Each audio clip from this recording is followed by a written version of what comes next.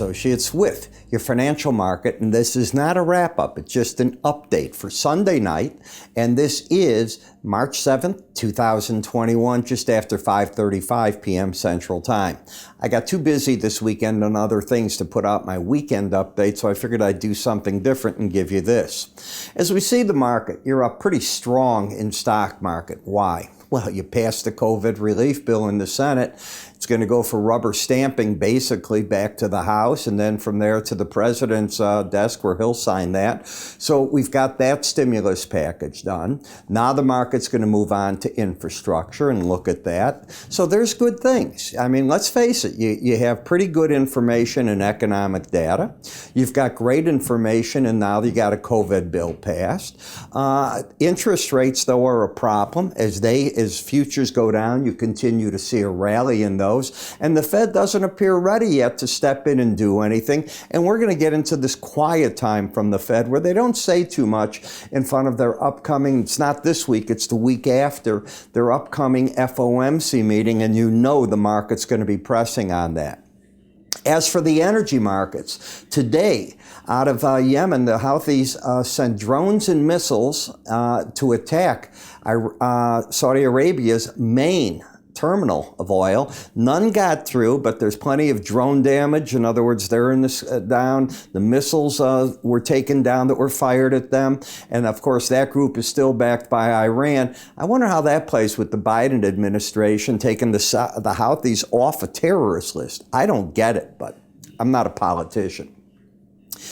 All of the metals getting a bounce, the dollar down a little bit. What did we see on Friday? Anticipation that something good was going to happen in the COVID bill. You saw the market in the last minutes of the day. It just roared. It came back with a vengeance. Very difficult market to trade, but we'll get to that in a minute. The rally in the dollar just slammed all of the metal markets, except the copper, not really that much down. We know it was peaking in that 440 area. Bitcoin's getting a little bit more of a bid, as you can see, and Ethereum has gotten some good news in that I write about it in my news report. I'll let that go for the subscribers, but I do put that out. So let's go to the charts and see what we have on the S&P. This is the weekly chart. We're certainly well off the highs that the market made, which was a high close of 39.31. And now we're sitting here in the neighborhood of about 100 lower, 38.60. I'm just giving you round figures. So, and that's a bounce that we've recently had.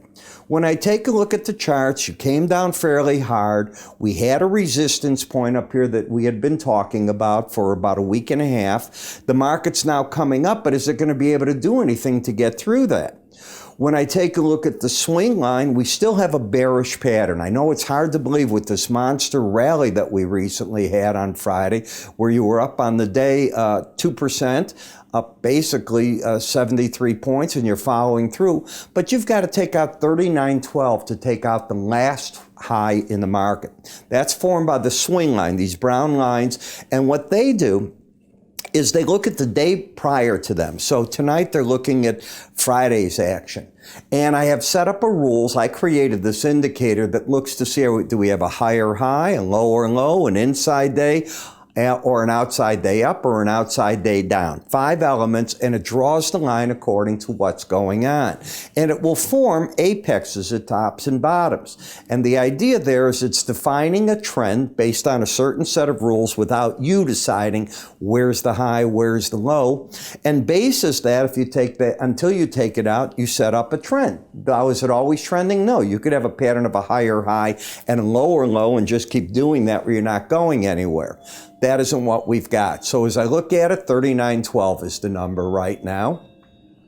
Next, I take a look at the S&P in terms of the resistance, and 38.76 is that number. That is the 18-day average of closes. So lower highs, lower lows, resistance there. I think the pros are going to be selling it in there with stops over the 39.12 area. What about momentum? Well, first off, let me come to the Bollinger Band. Let me get back to where I was. I hit the wrong thing. Bollinger Band was hit the past couple of days. What are the odds of staying under the black band or over it? 5% of the time. And when you do it with consecutive moves, you start taking that 5% to 4%, 3%, and the like. So today, the market roaring back. I still expect to see that resistance where I said it, that 38.76 area. And momentum, well, it had been down, it's correcting, so it's come back up. So I have the bias down. Because you're under the 18-day average, I have the trend down, I have a resistance point, and I can see where the pros would bail out of that trade.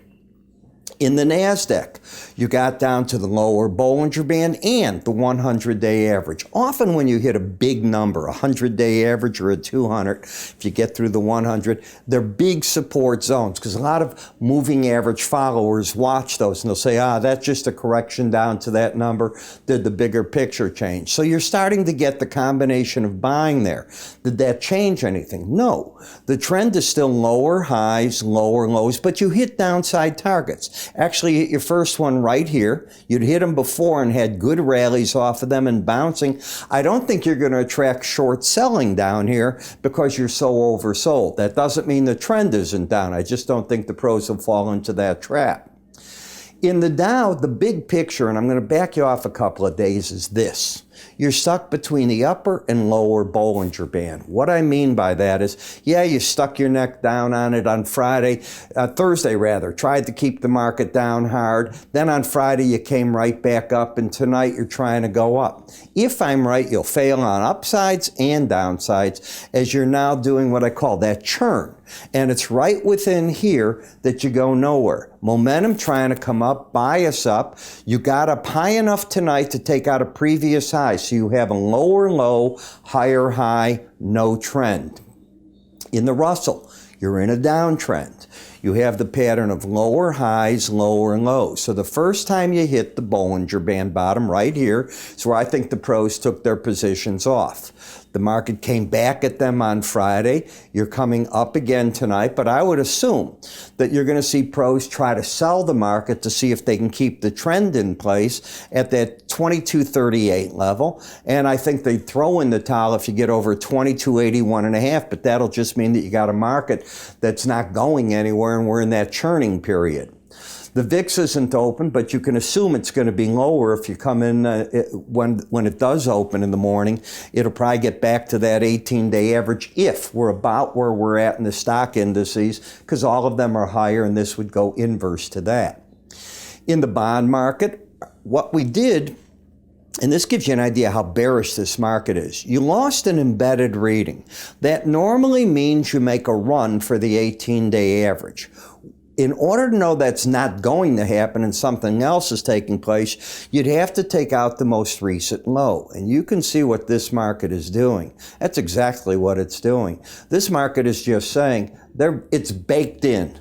Until the Fed comes out and says something, and this should be a 30-year bond. I know I said I changed that last week. Until the Fed makes that change, until they say, no, they're going to do something about the back end. And they don't appear ready to do that in any way. They think this is actually getting back to a norm. In the 10-year note, same thing. You lost the reading and you might get it again. That could set up a whole new wave. Maybe you go to 2% on the 10-year. But there's nothing bullish here. What about bearish? Embed, and I think that begins. Oversold? No. I think that this could be head fakes you got to be careful of. Dollar index, you got over the upper Bollinger Band, and we can see this. You got over it on Thursday and Friday. That gives the market, to me, a 3% chance that it'll stay over that number Sunday and Monday. And you can see you're pulling back. Why? 5% of the time you stay over the upper Bollinger Band. I came up with the rule of thumb in looking at the futures markets. Stocks operate a little bit differently, but typically 5 is about as much as you get over the upper Bollinger Band. So I went to a rule of thumb and I said, hey, what if I just subtract to get an idea of what are the probabilities staying over it if you get consecutive closes, and I subtract 1 percentage point each time. For me, it has worked as a good rule of thumb. I am not looking for my clientele to go short up there. I'm looking on an uptrend for a better buying condition if you get embedded. It tells me what to do. Do I tell my clients to come out on the first hit of Bollinger Bands? Believe me, I do. But coming out and get trailing stops and how you buy back in, if you get an embedded reading, very important. When you come to the Eurocurrency, look, you're doing the same thing. 2 days under, today back, fighting to get back to the right-hand side.